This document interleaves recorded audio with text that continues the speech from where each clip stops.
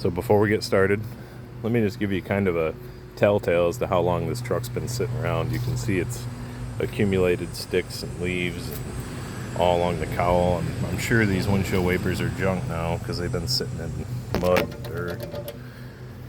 You can see how filthy the thing is. You can even see it's got cobwebs and spider webs built up all over the wheels.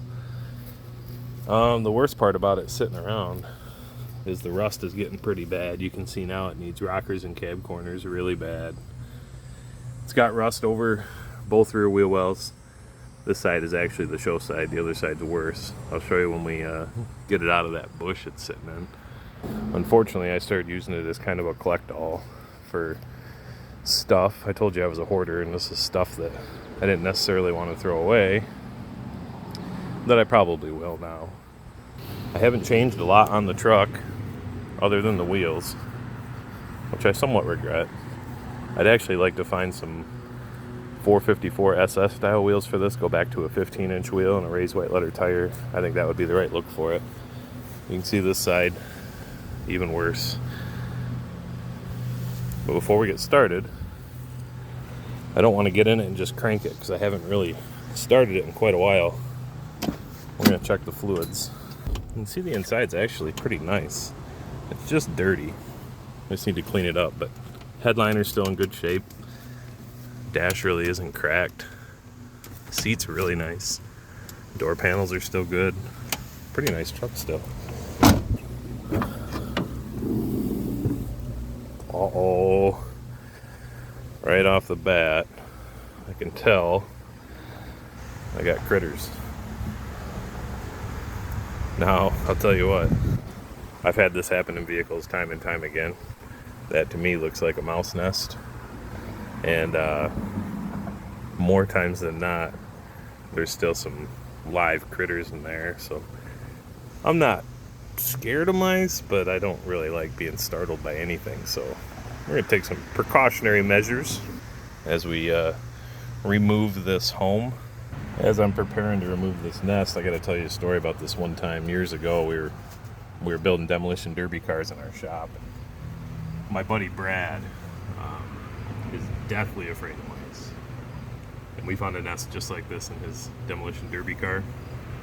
We started removing it, and there was critters in it. They were alive. And my dad grabs one by the tail and hands it to Brad. And if you've never seen a 275-pound man hurdle a car on his way outside of a shop, I swear, he ran like a 4.240 out the other side of the shop. It was awesome. But anyway, I'm gonna start picking this away with pliers because I don't really want to get my hands in there and get startled.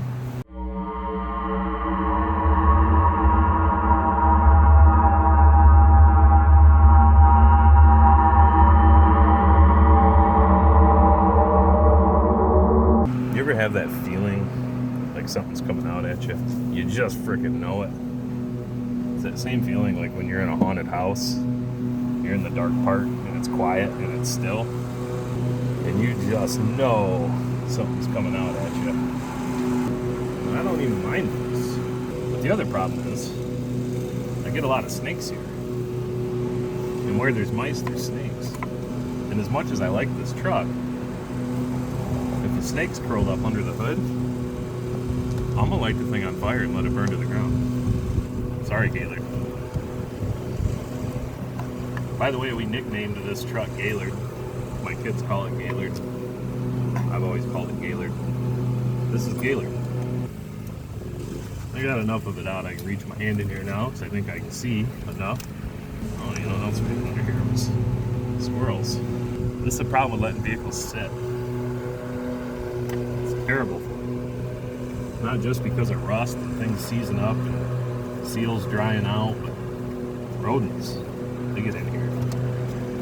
They chew up wiring, they chew up fuel lines, they chew up vacuum lines, they pee on everything. They're just bad news. Anyways, we can lose the gloves now. Let's go ahead and check the oil. This oil doesn't have a ton of miles on it, but it's probably been 3 years since I changed it. still really full. Those of you that don't know, diesel oil is jet black from the second you put it in the truck. So it's not a real good indication as to whether it's clean or not if it's black. But we're full, so we're good. This does have some oil leaks that we're gonna have to attend to eventually. But right now it's full. This does have quite a few more leaks than I remember, and I notice it's got something kind of fresh and wet right here, so we're gonna have to dive into that sooner than later. Kind of looks like it's coming from right where this oil fill goes into the front cover here. No big deal, that might just be an O-ring or something, we'll find out. The rest of it looks pretty dry, but hard to say if anything's gonna pop up later because it hasn't been ran in quite a while. So next step, let's see if these batteries have juice in them. Believe it or not, the batteries that are in this thing are the ones that were in it when I got the truck in 2017. And they're still going strong. And should they be replaced? Yeah, I guarantee they're probably in need of replacement. I like to get all the starts out of them before I replace them. So let's see what voltage is left in this one. It does have dual batteries. We're at 12.39. Not bad, really, for sitting around as long as it has. But on a battery that's 8 years old, I'll take 12.4 all day long. Let's check this one. Same deal, 12.39, which I assumed would probably be the same because they're wired in series. Let's check coolant. Better make sure we have coolant in it if we're gonna let it run. By the way, sorry no mice jumped out of there. I know it would have made for a much better video if you guys would have seen me scream and jump, but well, we got some coolant. That's good. More walnuts. I'll mow those over later and mulch them. Well, see if it'll start.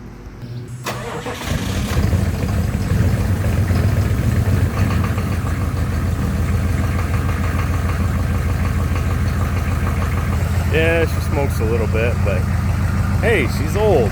Cut her some slack. We're gonna check her good for leaks, especially fuel leaks.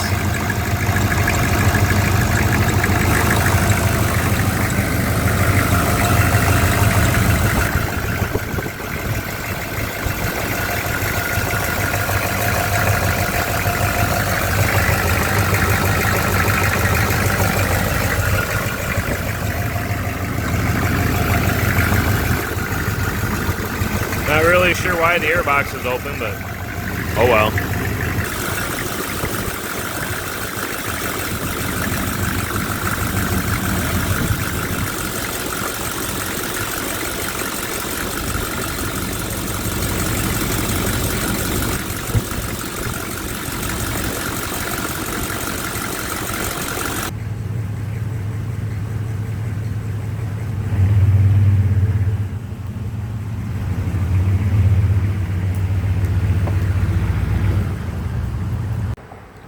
So if you're interested in seeing more on the old 94 Chevy Silverado, aka Gaylord, stay with me. Give me a follow.